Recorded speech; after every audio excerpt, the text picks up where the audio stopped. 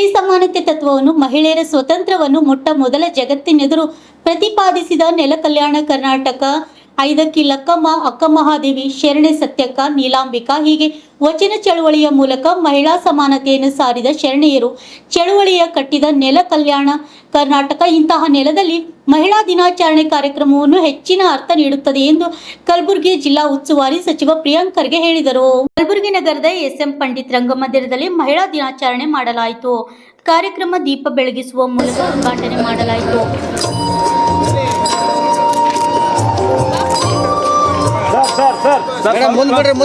ಕಾರ್ಯಕ್ರಮದಲ್ಲಿ ಸಚಿವರಾದ ಪ್ರಿಯಾಂಕ್ ಖರ್ಗೆ ಅವರು ಮಾತನಾಡಿ, ಬಸವಣ್ಣನಿಂದ ಹಿಡಿದು ಬಾಬಾ ಸಾಹೇಬ್ ಅಂಬೇಡ್ಕರ್ ಅವರವರೆಗೂ ಮಹಿಳಾ ಸಬಲೀಕರಣ ಮತ್ತು ಸಮಾನತೆಯ ಶ್ರಮಿಸಿದ ಹಲವಾರು ಜನರಿದ್ದಾರೆ. ವಿಷಾದವೇನೆಂದರೆ ಮೌಢ್ಯ ಮತ್ತು ಮೂಲಭೂತಗಳಿಂದ ಜಡಗಟ್ಟಿರುವ ನಮ್ಮ ಸಮಾಜದಲ್ಲಿ ಇನ್ನೂ ಸಹ ಪೂರ್ಣ ಸಮಾನತೆ ಸಾಧ್ಯವಾಗಿಲ್ಲ.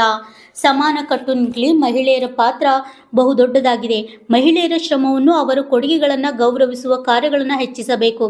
ಗ್ಯಾರಂಟಿ ಯೋಜನೆಗಳಿಂದ ನಮ್ಮ ಸರ್ಕಾರ ಮಹಿಳೆಯರಿಗೆ ಹೆಚ್ಚಿನ ಶಕ್ತಿ ತುಂಬುವುದು ಕೆಲಸ ಮಾಡುತ್ತಿದೆ. ಮಹಿಳೆಯರ ಶಿಕ್ಷಣ, ಉದ್ಯೋಗಗಳಿಗೆ ಹೆಚ್ಚಿನ ಆದ್ಯತೆ ನೀಡಲಾಗಿದೆ.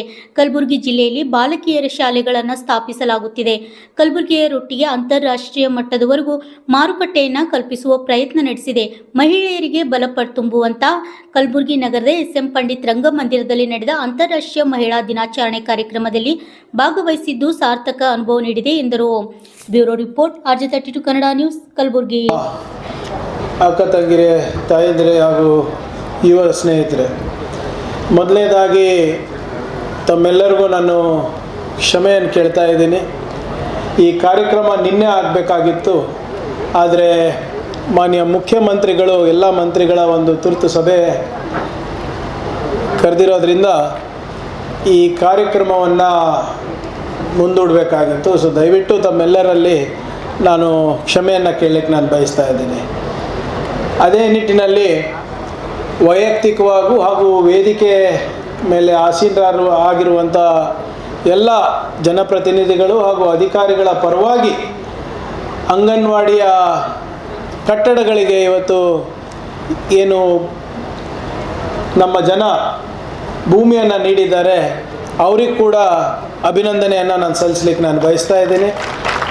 ನಮ್ಮೆಲ್ಲರ ಪರವಾಗಿ ಇವತ್ತು 1036 ನಮ್ಮ ಮಹಿಳೆಯರಿಗೆ ಇವತ್ತು ವಿವಿಧ ಹುದ್ದೆಗಳ ಪ್ರಮಾಣ ಪತ್ರವನ್ನು ನೀಡಿದ್ದೇವೆ. ಅವ್ರಿಗೆ ಕೂಡ ನಮ್ಮೆಲ್ಲರ ಪರವಾಗಿ ಅಭಿನಂದನೆಯನ್ನು ಸಲ್ಲಿಸಲಿಕ್ಕೆ ನಾನು ಬಯಸ್ತಾ ಇದ್ದೀನಿ. ಮತ್ತು ವಿಶೇಷ ಅಭಿನಂದನೆ ನಮ್ಮ ಅಂಕುಶ್ ಅವರಿಗೆ. ಅವರು ಇವತ್ತು ತಮ್ಮ ಸಾಮಾಜಿಕ ಜವಾಬ್ದಾರಿ ನಿಧಿ ಅಡಿಯಲ್ಲಿ ನಮ್ಮ ಆಸ್ಪತ್ರೆಗೆ ಇವತ್ತು ಒಂದು ಕಲಬುರ್ಗಿ ನೆಕ್ಸ್ಟ್ ಫೌಂಡೇಶನ್ ವತಿಯಿಂದ ಕಲಬುರ್ಗಿ ನೆಕ್ಸ್ಟ್ ಫೌಂಡೇಶನಿಗೆ ಇವತ್ತು ಅವರು ಈ ಆಕ್ಸಿಜನ್ ಮೆಷಿನ್ಸ್ ಕೊಟ್ಟಿದ್ದಾರೆ. ಅದು ಅವ್ರಿಗೆ ಕೂಡ ತಮ್ಮೆಲ್ಲರ ಪರವಾಗಿ ಹಾಗೂ ವೈಯಕ್ತಿಕವಾಗಿ ಅವರಿಗೆ ಅಭಿನಂದನೆಯನ್ನು ಸಲ್ಲಿಸಲಿಕ್ಕೆ ನಾನು ಬಯಸ್ತಾ ಇದ್ದೀನಿ. ತಮಗೆಲ್ಲ ಗೊತ್ತಿರೋ ಹಾಗೆ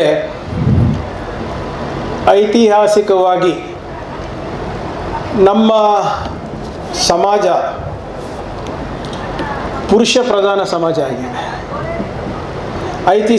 ಐತಿಹಾಸಿಕವಾಗಿ ಮಹಿಳೆಯರಿಗೆ ಸಮಾಜದಲ್ಲಿ ಯಾವುದೇ ಪಾತ್ರ ಇರಲಿಲ್ಲ. ಅಲ್ಲಂಪ್ರಭು ಅವರು, ತಿಪ್ಪಣ್ಣಪ್ಪ ಕಮಕ್ನೂರು ಅವರು ಮಾತನಾಡಬೇಕಾದ್ರೆ ಹೇಳಿದ್ದಾರೆ. ನಮ್ಮ ಪುರಾಣದಲ್ಲೂ ತಾವು ನೋಡ್ಬೋದು, ನಮ್ಮ ಇತಿಹಾಸದಲ್ಲೂ ಕೂಡ ತಾವು ನೋಡ್ಬೋದು. ಹೆಚ್ಚಿನ ತ್ಯಾಗ ಸಮಾಜದಲ್ಲಿ ಮಾಡಿದವರು ಮಹಿಳೆಯರೇ. ಹಿಂದೆ ಮಹಿಳೆಯರಿಗೆ ಸಮಾಜದಲ್ಲಿ ಯಾವುದೇ ಸ್ಥಾನಮಾನ ಇರಲಿಲ್ಲ. ಒಂದು ಚೌಕಟ್ಟಿನಲ್ಲಿ, ಆ ಚತುರ್ವರ್ಣ ಚೌಕಟ್ಟಿನಲ್ಲಿ, ಮನುಸ್ಮೃತಿಯ ಚೌಕಟ್ಟಿನಲ್ಲೇ ಇರಬೇಕಾಗಿತ್ತು. ತಮಗೆ ಯಾವುದೇ ರೀತಿಯಾದಂಥ ಹಕ್ಕುಗಳಿರಲಿಲ್ಲ. ಇವತ್ತು ತಾವು ಇಷ್ಟೊಂದು ಜನ ಇಲ್ಲಿ ಕೂತಿದ್ದೀರಾ ಅಂದರೆ, 1000ಕ್ಕಿಂತ ಹೆಚ್ಚು ಮಹಿಳೆಯರು ಇವತ್ತು ಕೂತಿದ್ದೀರಾ ಅಂದರೆ, ಆ ಬದಲಾವಣೆ ಎಷ್ಟು ತಡವಾಗಿದೆ ಅಂತ ನೀವು ತಿಳ್ಕೊಬೇಕಾಗ್ತದೆ. ಯಾಕಂದರೆ ನಮ್ಮ ಅಲ್ಲಂಪ್ರಭು ಅವ್ರು ಮಾತನಾಡೋ ಸಂದರ್ಭದಲ್ಲಿ ಹೇಳಿದ್ರು, ಇವಾಗಲ್ಲ 12ನೇ ಶತಮಾನದಲ್ಲೇ ಮಹಿಳೆಯರು ಸಬಲರಾಗಬೇಕು, ಮಹಿಳೆಯರ ಹಕ್ಕಿಗೆ ಹೋರಾಟ ಮಾಡಬೇಕು ಅಂದ್ಬಿಟ್ಟು ಬಸವಣ್ಣನವರು ಪ್ರಯತ್ನ ಪಟ್ಟರು. ಇಲ್ಲಿಂದ ನಮ್ಮ ನಾಡಿಂದ, ಕಲ್ಯಾಣ ಕರ್ನಾಟಕದಿಂದ ಅಕ್ಕ ಮಹಾದೇವಿ ಇರ್ಬೋದು, ಅಕ್ಕ ನಾಗಲಿಂಬಕ್ಕೆ ಇರ್ಬೋದು, ಹಲವಾರು ಮಹಿಳೆಯರು ಅನುಭವ ಮಂಟಪದಲ್ಲಿದ್ದರು. ಅಲ್ಲಿ ಅವರು ವಾದ ಪ್ರತಿವಾದ ಮಾಡ್ತಾಯಿದ್ರು. ಯಾರ ಜೊತೆ? ಅಲ್ಲಂ ಪ್ರಭು ಅವ್ರ ಜೊತೆ. ಈ ಅಲ್ಲಂ ಪ್ರಭು ಅವರಲ್ಲ, ಒರಿಜಿನಲ್. ಆದರೆ ಅದೇ ತತ್ವ ನಿಮ್ಮಲ್ಲೂ ಬಂದದ್ದು ಸರ್, ಎಲ್ಲರ ಜೊತೆ ಇರಬೇಕು ಅಂತ. ಅಲ್ಲಂ ಪ್ರಭು ಅವರೇ, ಅದೇ ಅಲ್ಲಂ ಪ್ರಭು ಥರ ನೀವು ಇದ್ದೀರಾ ಅಂತ ಇರೋದು. ಎಲ್ಲರಿಗೂ ಸಮಬಾಳು ಸಮಪಾಲು ಕೊಡೋದು. ಅದಕ್ಕೆ ಅಲ್ಲಂ ಪ್ರಭು ಅಂತ ಇಟ್ಟಾರೆ ತಮಗೂ. ಆ ಅನುಭವ ಮಂಟಪದಲ್ಲಿ ಅಕ್ಕ ಮಹಾದೇವಿ ಅವರು ಮತ್ತು ಅಲ್ಲಂ ಪ್ರಭು ಅವರು ನಡೆಸಿರುವ ಸಂಭಾಷಣೆ ಏನಿದೆ, ಈಗಲೂ ಕೂಡ ಅದು ಪ್ರಸ್ತುತ ಇದೆ ಅಂತ ನನ್ನ ವೈಯಕ್ತಿಕ ಅಭಿಪ್ರಾಯ. ಇಷ್ಟೆಲ್ಲ ಆದರೂ ಕೂಡ ಬುದ್ಧ ಇರ್ಬೋದು, ನಮ್ಮ ಬಸವಣ್ಣನವ್ರು ಇರ್ಬೋದು, ಬಾಬಾ ಸಾಹೇಬ್ ಅಂಬೇಡ್ಕರ್ ಅವರು ಇರ್ಬೋದು, ಇಷ್ಟೆಲ್ಲ ಹೋರಾಟ ಮಾಡಿದ್ರೂ ಕೂಡ ಇನ್ನೂ ಸಮಾಜದಲ್ಲಿ ಅಸಮಾನತೆ ಇದೆ ಅಂತ ನಾವೆಲ್ಲರೂ ಒಪ್ಪಬೇಕಾಗ್ತದೆ. ಇವತ್ತೇನಾದರೂ ಡಾಕ್ಟರ್ ಬಾಬಾ ಸಾಹೇಬ್ ಅಂಬೇಡ್ಕರ್ ಅವರು ಮತ್ತು ಜವಾಹರಲಾಲ್ ನೆಹರು ಅವರು ಇರಲಿಲ್ಲ ಅಂದರೆ ಇವತ್ತು ನಾವು ಯಾರೂ ಕೂಡ ಇಲ್ಲಿ ಕೂಡ್ಲಿಕ್ಕೆ ಆಗ್ತಾ ಇರಲಿಲ್ಲ. ನಾನು ಕೂಡ ಭಾಷಣ ಮಾಡಲಿಕ್ಕೆ ಆಗ್ತಾ ಇರಲಿಲ್ಲ. ಇವತ್ತು 1920ರಲ್ಲೇ ಡಾಕ್ಟರ್ ಬಾಬಾ ಸಾಹೇಬ್ ಅಂಬೇಡ್ಕರ್ ಅವರು ನಮ್ಮ ಮಹಿಳೆಯರಿಗೆ ಸಮಾನವಾದಂಥ ಮತದಾನದ ಹಕ್ಕಿಗೆ ಹೋರಾಟ ಮಾಡಿದಂಥ ವ್ಯಕ್ತಿ. 1920ರಲ್ಲಿ, ಅವಾಗಿನ್ನ ಸ್ವತಂತ್ರ ಬಂದಿರಲಿಲ್ಲ. ಫ್ರಾನ್ಸ್ನಲ್ಲಿ 1944ರಲ್ಲಿ ಚರ್ಚೆ ಆಗಿ 45ರಲ್ಲಿ ಅವರಿಗೆ ಮತದಾನದ ಹಕ್ಕು ಸಿಕ್ತು ಫ್ರಾನ್ಸ್ನಲ್ಲಿ. ಸ್ವಿಟ್ಜರ್ಲ್ಯಾಂಡಲ್ಲಿ 1971ರಲ್ಲಿ ಮಹಿಳೆಯರಿಗೆ ಮತದಾನದ ಹಕ್ಕು ಸಿಕ್ತು. ಆದರೆ ನಮಗೆ ಸ್ವಾತಂತ್ರ್ಯ ಬಂದಾಗಿಂದ ಮಹಿಳೆಯರಿಗೆ ಮತದಾನದ ಹಕ್ಕಿದೆ.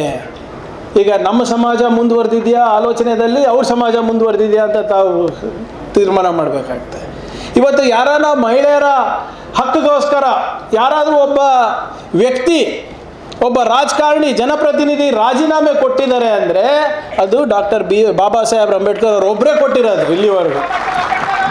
ನಾನು ಹೇಳ್ದಂಗೆ ಹಿಂದೆ ತಮಗೆ ನಮ್ಮ ಮಹಿಳೆಯರಿಗೆ ಯಾವುದೇ ಹಕ್ಕಿರಲಿಲ್ಲ. ಒಂದು ಮನುಸ್ಮೃತಿಯ ಚೌಕಟ್ಟಿನಲ್ಲೇ ನಿಮ್ಮ ಜೀವನ ಇರ್ತಾ ಇತ್ತು. ಬಾಬಾ ಸಾಹೇಬ್ ಅಂಬೇಡ್ಕರ್ ಅವರು ಅದನ್ನು ಬಿಟ್ಟು ನಾವು ಕಾಯ್ದೆಗಳನ್ನು ಮಾಡಬೇಕು ಪ್ರಜಾಪ್ರಭುತ್ವದಲ್ಲಿ, ಮಹಿಳೆಯರಿಗೆ ಒಂದು ಸಮಾನವಾದಂಥ ಈ ಸ್ಥಾನಮಾನ ಕೊಡಬೇಕು ಸಮಾಜದಲ್ಲಿ ಅಂದ್ಬಿಟ್ಟು ಹಿಂದೂ ಕೋಡ್ ಬಿಲ್ ಅಂತ ತರಲಿಕ್ಕೆ ಪ್ರಯತ್ನ ಪಟ್ಟರು ಅವರು. ಈ ಹಿಂದೂ ಕೋಡ್ ಬಿಲ್ಲಲ್ಲಿ ಮೊದಲೇ ಬಾರಿಗೆ ಪಾಸ್ ಆಗಿಲ್ಲ ಪಾರ್ಲಿಮೆಂಟ್ನಲ್ಲಿ, ಭಾಳ ಕಷ್ಟ ಆಯಿತು. ಇದರಲ್ಲಿ ಮಹಿಳೆಯರಿಗೆ ಅಂತರ್ಜಾತಿ ವಿವಾಹ ಮಾಡೋಕ್ಕೆ ಅವಕಾಶ ಇತ್ತು, ಮಕ್ಕಳಿಗೆ ದತ್ತು ತಗೊಳಕ್ಕೆ ಅವಕಾಶ ಇತ್ತು, ಗಂಡ ಕುಡ್ಕನ್ನ ಹೊಡಿತಾನೆ ಬಡಿತಾನೆ ಅಂದರೆ ಅವರಿಗೆ ಡೈವೋರ್ಸ್ ಮಾಡೋ ಹಕ್ಕನ್ನು ಅದರಲ್ಲಿತ್ತು. ಮುಂಚೆ ಮಹಿಳೆಯರಿಗೆ ಪಿತ್ರಾರ್ಜಿತ ಆಸ್ತಿನಲ್ಲಿ ಏನೂ ಪಾಲಿರ್ತಾ ಇರಲಿಲ್ಲ. ಏನಾದರೂ ಹೆಣ್ಮಕ್ಳಿದ್ರೆ ಅವ್ರಿಗೆ ಮದುವೆ ಮಾಡಿದ್ರೆ ಗಂಡನ ಮನೆಗೆ ಸೇರಬೇಕಷ್ಟೆ, ಅದಾದಮೇಲೆ ಅವ್ರ ಜವಾಬ್ದಾರಿ. ಪಿತ್ರಾರ್ಜಿತ ಆಸ್ತಿಗೆ ಹಕ್ಕಿರಲಿಲ್ಲ. ಆದರೆ ಡಾಕ್ಟರ್ ಬಾಬಾ ಸಾಹೇಬ್ ಅಂಬೇಡ್ಕರ್ ಅವರು ಆ ಹಕ್ಕನ್ನು ಇವತ್ತು ಕೊಡಿಸಿದ್ದಾರೆ. ಇವತ್ತು ಮಹಿಳೆಯರಿಗೆ ಸಮಾನವಾದಂಥ ಉದ್ಯೋಗದ ಅವಕಾಶ ಮತ್ತು ಸಮಾನ ವೇತನ ಕೂಡ ಇರಬೇಕು ಅಂದ್ಬಿಟ್ಟು ಡಾಕ್ಟರ್ ಬಾಬಾ ಸಾಹೇಬ್ ಅಂಬೇಡ್ಕರ್ ಅವರು ತಂದಿದ್ದಾರೆ. ಗರ್ಭಿಣಿಯರಿಗೆ ಅವರಿಗೆ ರಜೆ ಕೊಡಬೇಕು ಅಂತಲೂ ಕೂಡ, ಕಾರ್ಮಿಕರಿಗೆ ರಜೆ ಕೊಡಬೇಕು ಅಂತ ಕೂಡ ತಂದಿದ್ದು ಡಾಕ್ಟರ್ ಬಾಬಾ ಸಾಹೇಬ್ ಅಂಬೇಡ್ಕರ್ ಅವರು.